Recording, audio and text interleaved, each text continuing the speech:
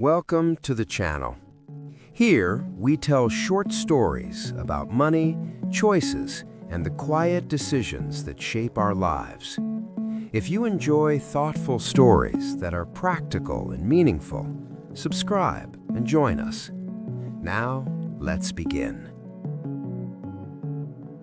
Why smart people stay poor, and what to do instead. In a village where survival depended on daily effort, the smartest man struggled the most, and no one understood why. Long before coins had faces and numbers, there was a village built near a dry riverbed. The huts were made of clay and straw.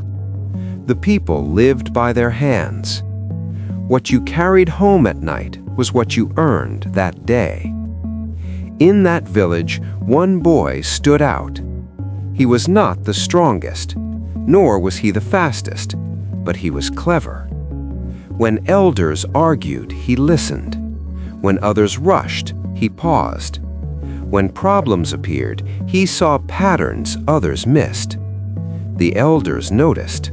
They said, "This one will lead us." The boy believed them.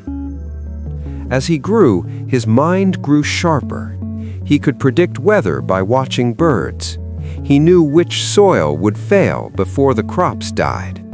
He understood how tools should be made, even when he didn't make them himself. People came to him for answers, and he gave them good ones. But while others returned home with baskets of grain, his hands were often empty.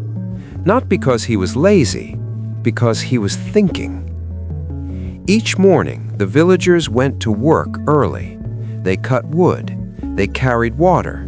They traded in nearby settlements.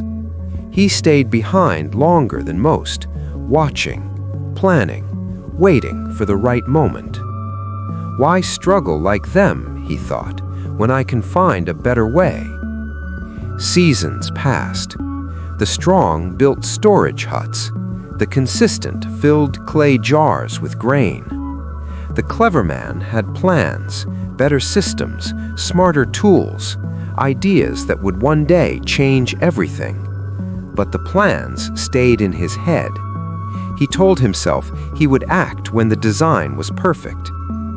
One year, the rains failed. The river shrank to a thin line of mud. Hunger entered the village quietly. People with stored grain survived. People who traded often had reserves. The clever man had none. That night, he sat outside his hut, staring at the dry ground. For the first time, his thoughts didn't comfort him. They accused him. The next morning, he walked through the village. He noticed something strange. A man everyone ignored, quiet, slow, unremarkable, was feeding his family.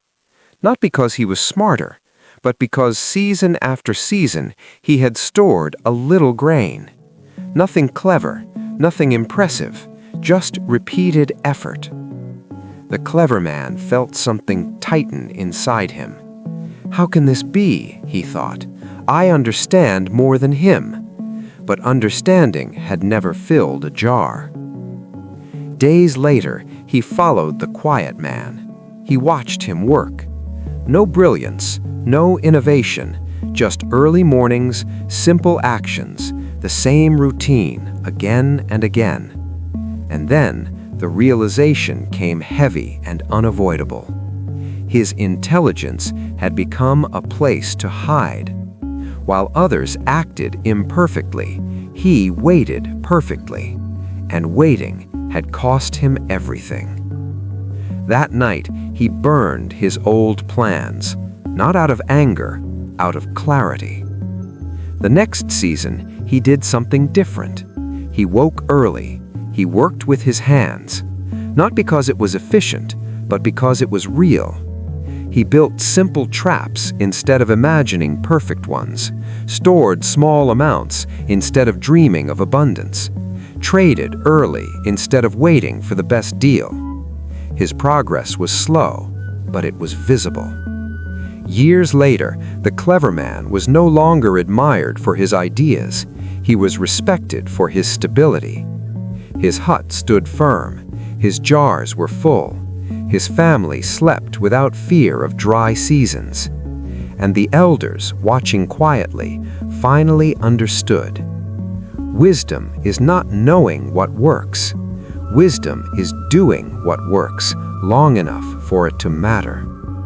The village never became rich, but the clever man stopped being poor. Not because he became smarter, but because he stopped letting intelligence delay his hands.